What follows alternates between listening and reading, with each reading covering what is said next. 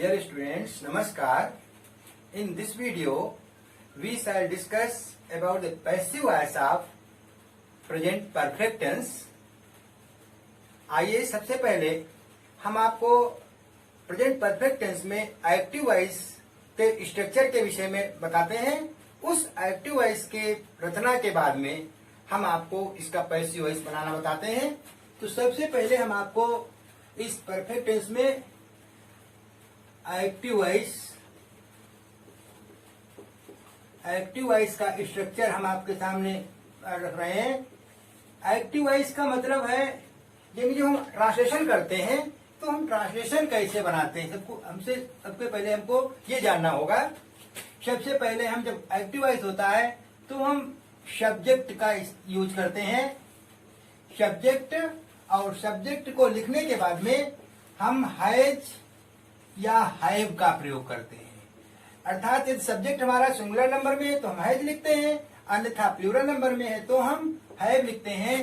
तत्पश्चात verb third अर्थात past participle. Verb third का मतलब होता है पास्ट पार्टिसिपल, और इसके बाद में हम ऑब्जेक्ट लिखते हैं। ये हमारा जो असर्टिव सेंटेंस है, असर्टिव सेंटेंस के अंतर्गत हमारा अफर्मेटिव सेंटेंस बनाने का ये तरीका है, ये फार्मूला है। इस फार्मूले के तहत हम आपको एक्टिव वॉइस बनाना बताते हैं। इसके एग्जाम्पल के रूप में हमने लिख दिया the boys have completed their work. ये हमारा एक्टिव वॉइस का स्ट्रक्चर है। अब जब हम इसको पैसिव वॉइस कैसे बनाएंगे, तो सबसे पहले हम इस पैसिव वॉइस बनाने से पहले हमको पैसिव वॉइस का स्ट्रक्चर जानना जरूरी होता है। तो देखिए, अब हम आपको इस टेंस में का पैसिव वॉइस का स्ट्रक्चर बता रहे हैं। सबसे पहले हम जानते हैं पैसिव वॉइस में ऑब्जेक्ट सबसे पहले लिखते हैं। तो first of all object plus has been और have been plus verb third अर्थात पास्ट पार्टिसिपल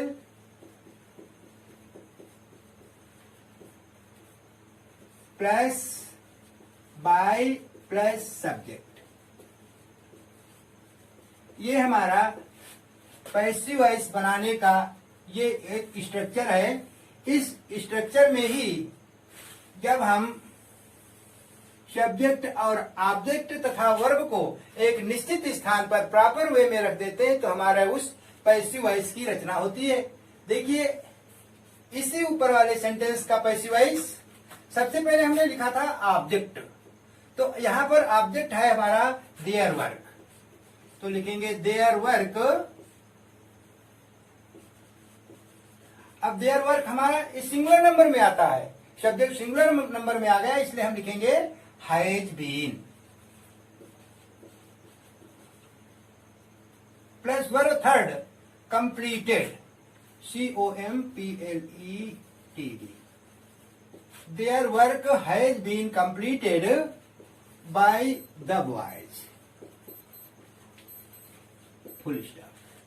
ये हमारा एक्टिव वॉइस में जो असर्टिव सेंटेंस है, असर्टिव सेंटेंस में अफर्मेटिव सेंटेंस बनाने का ये नियम है। अब इसके बाद में हम इसी का यानी असर्टिव सेंटेंस का ही निगेटिव सेंटेंस किस प्रकार से बनाते हैं, तो निगेटिव सेंटेंस की रचना के विषय में भी आप समझिए।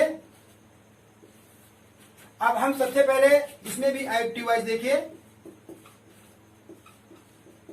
एक्टिव वॉइस का स्ट्रक्चर सब्जेक्ट प्लस हैज और have plus not plus verb third plus object. ये लिखते हैं। ये हमारा एक्टिव वॉइस स्ट्रक्चर है। अब पैसिव वॉइस को ध्यान दीजिए। पैसिव वॉइस का structure, first of all object, object plus has या have plus not plus been plus verb third plus by plus subject.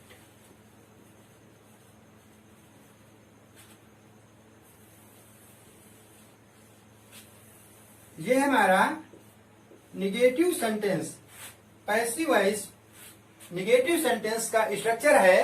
अब हम इसका एग्जांपल्स देखते हैं। सबसे पहले हम आपको एक निगेटिव का एग्जांपल,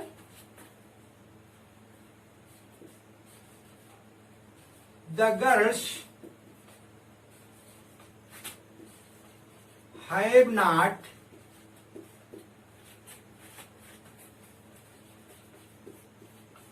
completed the work। आगे मैंने पैसिव लिख दिया। अब देख लीजिए, मैंने ऊपर वाले सेंटेंस में भी वर्ब कंप्लीटेड का ही यूज किया, जिससे हमको ये ध्यान रहना चाहिए कि यहां पर हमेशा थर्ड फॉर्म ही यूज होगी। तो यहां पर जब इसका हम पैसिव बनाएंगे तो इसीलिए हम सबसे पहले हमने ऑब्जेक्ट लाया। ऑब्जेक्ट हमारा है द वर्क, तो हम लिखेंगे द वर्क। अब ये एक वचन में वर्क है, इसलिए has not been completed by the girls,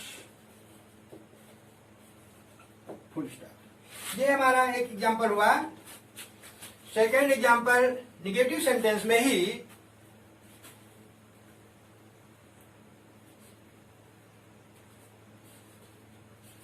the hunter has not killed the deer।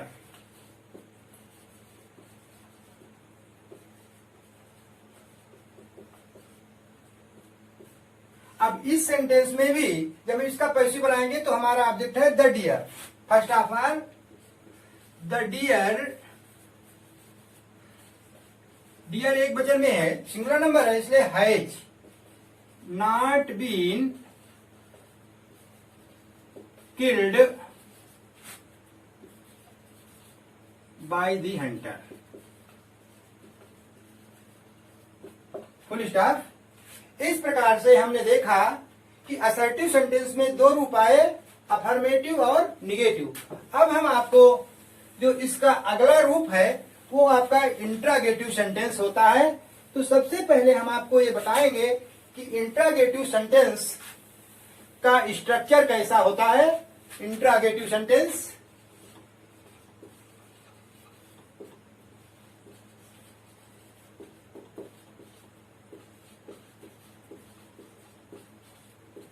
अब इस इंट्रागेटिव सेंटेंस में भी एक्टिव वॉइस, सबसे पहले हैज या have plus subject plus verb third plus object लिखते हैं। और अंत में चूंकि इंट्रागेटिव है इसलिए क्वेश्चन मार्क लगाना कतई नहीं भूलते।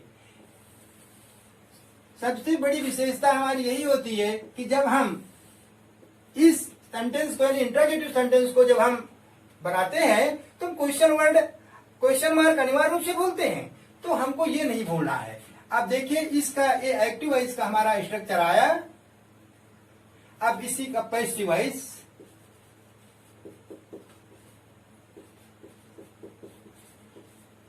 सबसे पहले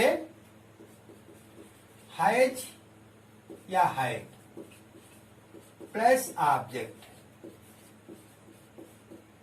plus been plus verb third plus by और फिर उसके बाद में सब्जेक्ट लिखते हैं।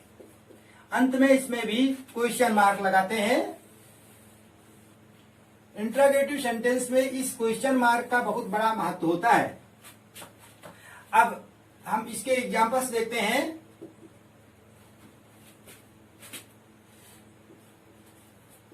Have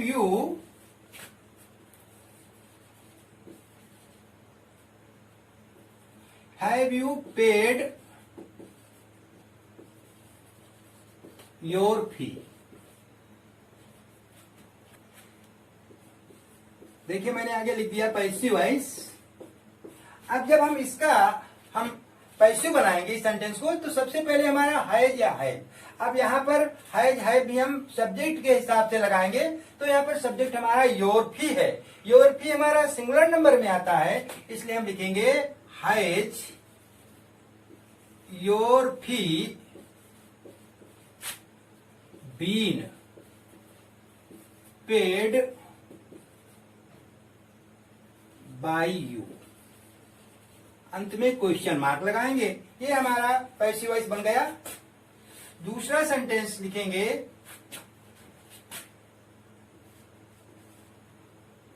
have they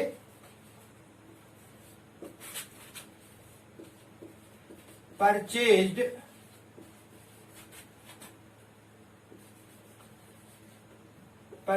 the books? Question mark. अब पुनः इसको भी हम पैसिव वॉइस बनाएंगे। अब यहां पर भी देखिए हमारा ऑब्जेक्ट है द बुक्स। द बुक्स हमारा प्लूरल में आता है, ऑब्जेक्ट प्लूरल में है, इसलिए पहले हम हैव का प्रयोग करेंगे। हैव द बुक्स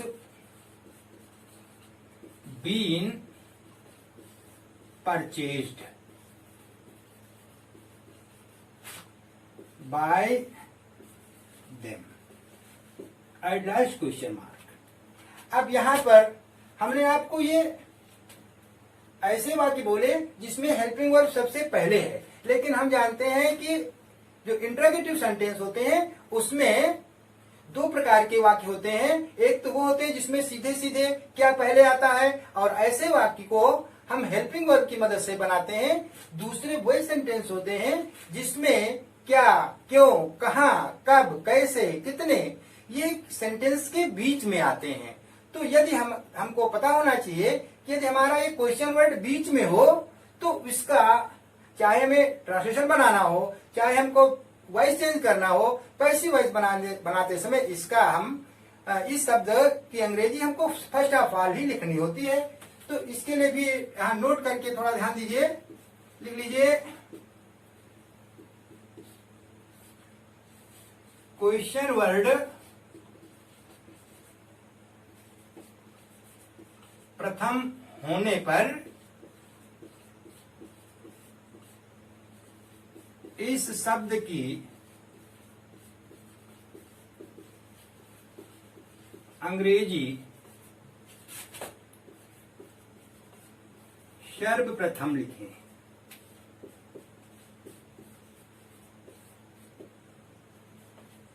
अब इसके हिसाब से हम एग्जाम्पल देखेंगे।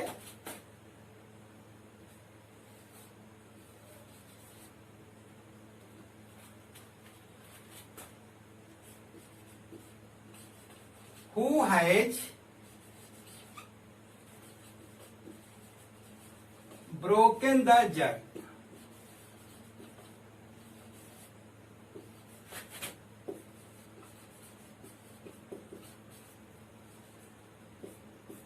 अब हमको थोड़ा ध्यान रखना है, यहाँ पर ये विशेष प्रकार का मैंने सेंटेंस आपको दे दिया। यहाँ पर क्वेश्चन वर्ड तो है, लेकिन हु हमारा इंट्रोगेटिव प्रोनाउन भी है। इसलिए जब हम हु से हमारा सेंटेंस हो तो हम थोड़ा पहले ध्यान रखेंगे कि शुरू में ही हम बाय हुम सबसे पहले लिखते हैं, first of all by whom. by whom has the jug been broken? At last question mark. Question example number 2. When has she paid the fee?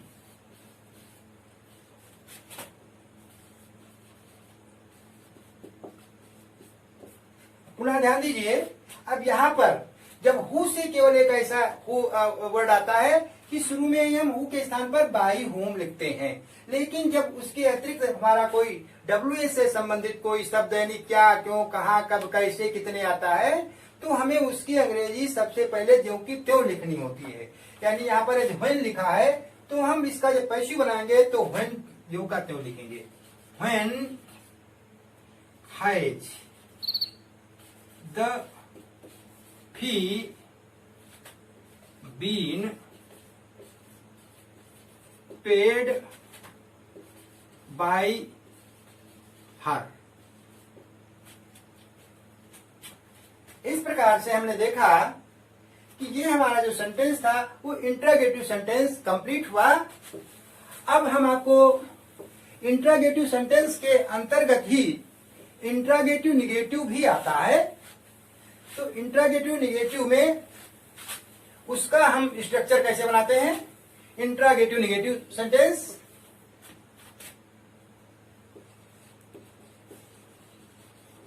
Interrogative negative. सबसे पहले हम इसका एक्टिव वाइज समझेंगे।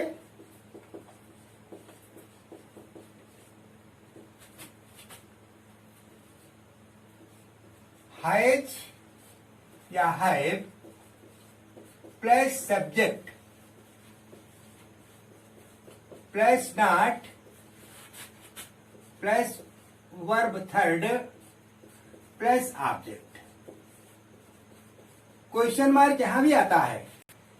Passive देखिए, पैसिव वाइज इसका structure सबसे पहले has या have plus object plus not plus been plus verb third plus by plus subject और अंत में क्वेश्चन मार्क। अब इसका एग्जाम्पल देखते हैं। Has he not praised you. अब इसका पैसिव जब बनाएंगे तो सीधे सीधे हम पहले लिखेंगे, यहां पर ऑब्जेक्ट हमारा यू है तो हम लिखेंगे हैव यू नॉट बीन